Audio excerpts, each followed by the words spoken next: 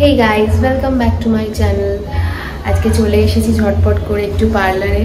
মা বাড়িতে আছে মেয়েকে নিয়ে, সো ঝটপট করে পার্লার চলে এসেছি। এই যে দেখো পার্লার, এদের অ্যাকচুয়ালি পার্লারটার নিচেও আছে আর উপরেও একটা আছে। উপরে ওদের হেয়ারের ট্রিটমেন্ট যেগুলো সেগুলোই হয়, তো আমি সেখানেই যাচ্ছি বিকজ আমার চুলের কাজই করানোর আছে, আর কিছু করানোর নেই। সো চলো আমি যাচ্ছি, তোমাদেরকে আপডেট করতে থাকবো। আর আমার ভিডিওটা ভালো লাগলে অবশ্যই আমার চ্যানেলটাকে লাইক শেয়ার এবং সাবস্ক্রাইব করো, এবং আজকে পুরো ব্লগটা দেখো। পুরো চুলে কি কি ট্রিটমেন্ট করাচ্ছি এবং ফাইনাল লুকটা কিরকম হচ্ছে তোমাদের সাথে শেয়ার করবো। চলো।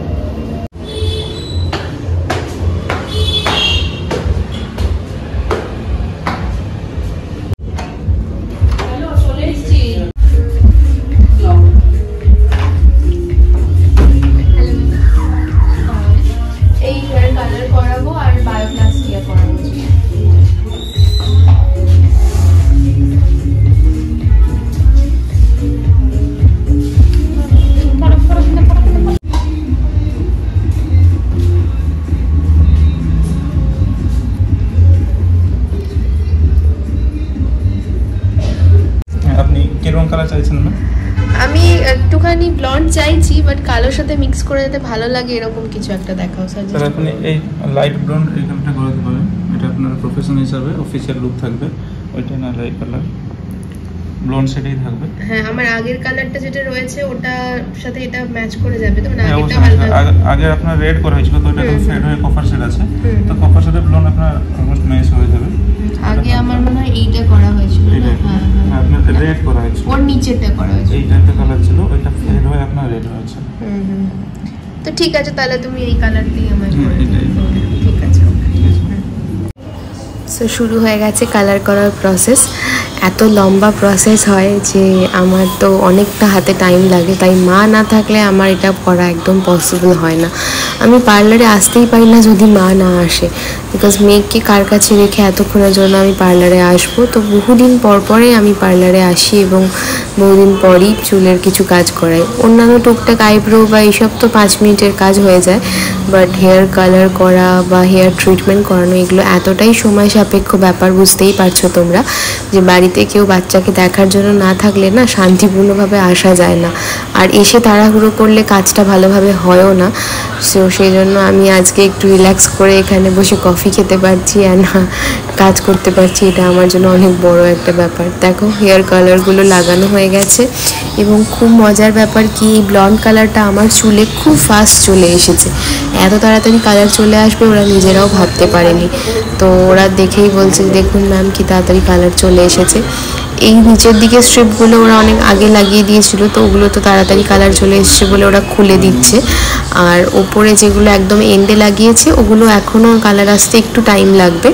তো ওগুলোকে চেক করে ওরা আবার ওগুলোকে একটুখানি রেখে দিল, বলল যে এটা আসতে আর একটু টাইম লাগবে, তো ওই জন্য ওই কালারগুলো হয়ে গেলে একবারে ওরা চুলটাকে পুরোটা ওয়াশ করবে। সো চলো আমি দেখাচ্ছি কি হচ্ছে, আমার সাথে থেকো পুরো ব্লগটাতে। আর একা একা পার্লারে বসে না বাড়িতে বাচ্চা কী করছে এটা ভেবে ভেবে মনটা খুব আকপাক করে। সো তোমাদের সাথে ব্লগে কথা বলতে বলতে মনটা অনেকটা ভালো ফিল হয়। এই সময় আমার মেয়ে কী করছে বাড়িতে সেটার আপডেট দেওয়ার জন্য আমার বর মাঝে মাঝে আমাকে কিছু কিছু ভিডিও পাঠায়, সেগুলো আমি আপনাদের সাথে শেয়ার করছি। দেখুন মা আর মেয়ে কত মজা করে কাটায়।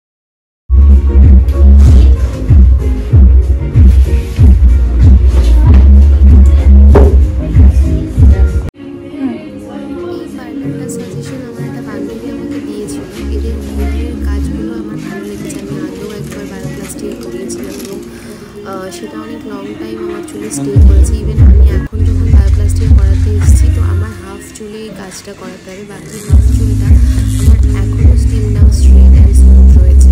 আমার উপরে যে নিউ হেয়ার গ্রোথ হয়েছে সেটাতেই অনলি আমাকে বায়োপ্লাস্টিক করাতে হবে, বাকি চুলটা দিয়ে আমার সেই মানে ফিনিশটা এখনও রয়েছে, নষ্ট হয়নি। এই জন্যই আমি এখানে আবার এসেছি। এটা খুব হাইফাই লুকিং পার্লার।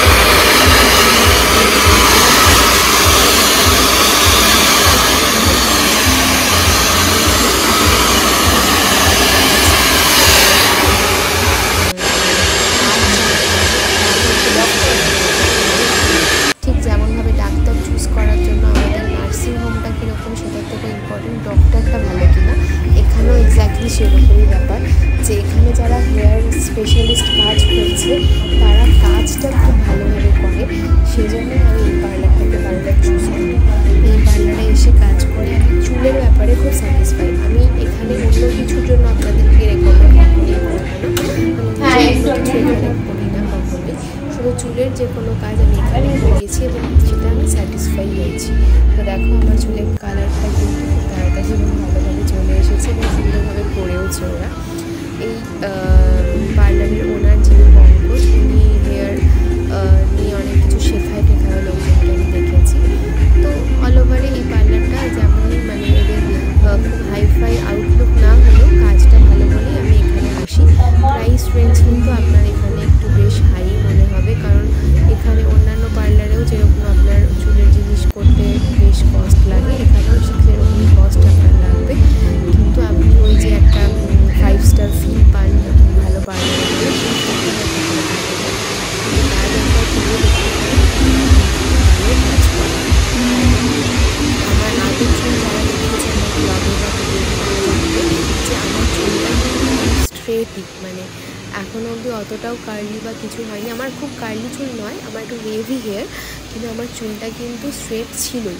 আমার নিচের দিকের চুলটা একদমই ভালোভাবে স্ট্রেট ছিল, ওপরের নিউ হেয়ার গ্রোথ যেগুলো সেই জায়গাগুলোতেই আমার মানে একটুখানি ওয়েভিনেস এসে গেছিলো বলেই আমি আবার করিয়ে নিলাম, যাতে আমার চুলটা পুরোটাই আর কি স্ট্রেট থাকে।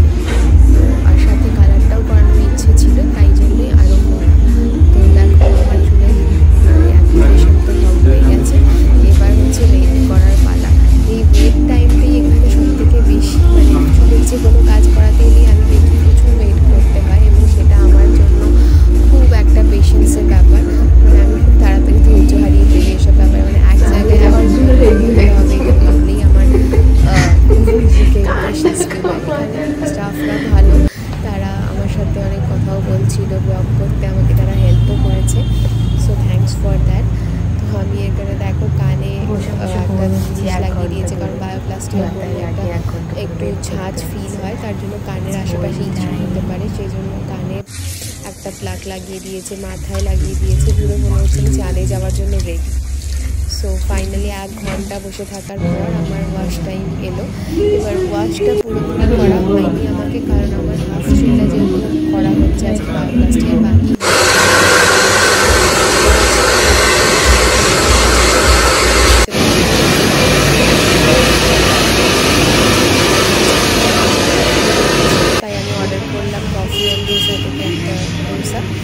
তো ওইখানে ডোসাটা খাওয়ার পরে আবার আমি স্টার্ট করলাম আয়রন করা, কারণ এই পার্টিশন করে এটাকে আয়রন করতে বেশ অনেকটা সময় লাগবে ওরা বলেই দিয়েছিল। সেই জন্য আমি ভাবলাম একটু খেয়ে নিই, তাহলে আমি পারবো না এতক্ষণ একটানা বসে থাকতে। আর আমার সেই দুপুরবেলায় এসেছি, অনেকটা দেরি হয়ে যাচ্ছে, সেটা নিয়ে মনে মনে চিন্তাও হচ্ছে এবং খিদেও পেয়ে গেছে। তো খাওয়া দাওয়া করে আমি আবার বসেছি আয়রন করতে। আমি যেহেতু ওদেরকে বলেছিলাম বাড়িতে বাচ্চা রেখে এসেছি, তো এখানকার স্টাফরা অনেক ভালো, তাই দুজন মিলে 2 সাইড থেকে আমায় করে দিচ্ছে হেয়ার আয়রনটা, যাতে আমার তাড়াতাড়ি কাজটা হয়ে যায় এবং আমি ঝটপট বাড়ি ফিরতে পারি। তো তবুও আয়রনটা ভালোভাবে না হলে আসলে কাজটাই হবে না। এবং আয়রনটা হওয়ার পরে ওরা আমাকে বললো যে আরও একবার ওয়াশ করতে হবে, এবং যেটার জন্য আরও 10 থেকে 20 মিনিট সময় লাগবে, কারণ একটা কন্ডিশনার টাইপের কিছু লাগিয়ে ওরা আমাকে বসিয়ে রাখবে। সো এই সমস্ত কিছু সেরে বেরোতে হয়ে গেছে প্রায় আজকে 9টা থেকে 9:30। তো আমি আর টাইম নেই, মানে খুব তাড়াতাড়ি বেরিয়ে পড়েছি।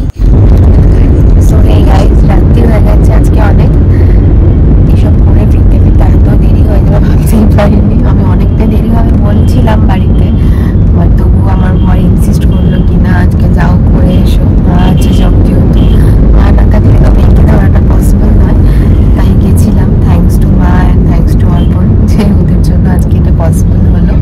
আর এখন অন্ধকার, তোমাদের সাথে আমার ফাইনাল লুকটা শেয়ারও করতে পারছি না। সো কালকে সকালে এই লাইভে তোমাদের সাথে আমার ফাইনাল লুকটা শেয়ার করব এবং তারপরে আমার ব্লগটা এন্ড করবো। সো এখন গুড নাইট, সবাই ভালো থেকো, আমি বাড়ি পৌঁছাচ্ছি। আর অবশ্যই আমার চ্যানেলটাকে লাইক, শেয়ার অ্যান্ড সাবস্ক্রাইব করে দিয়ে বেল আইকনটা প্রেস করে দিও, যাতে এরকম ভিডিও আরও দেখতে পাও। চলো। ভেবেছিলাম সকালে ডে লাইটেই তোমাদের সাথে শেয়ার করবো, বাট বাড়ি ঢুকতেই বর আমাকে বললো যে না এখনই তোমার একটা ভিডিও করে দিই আমি, দেখো কেমন লাগছে। তো দেখো এই হচ্ছে আমার ফাইনাল লুক, একদম চুলটা স্ট্রেট অ্যান্ড স্মুথ সিল্কি হয়ে গেছে এবং কালারটাও খুব সুন্দর হয়েছে।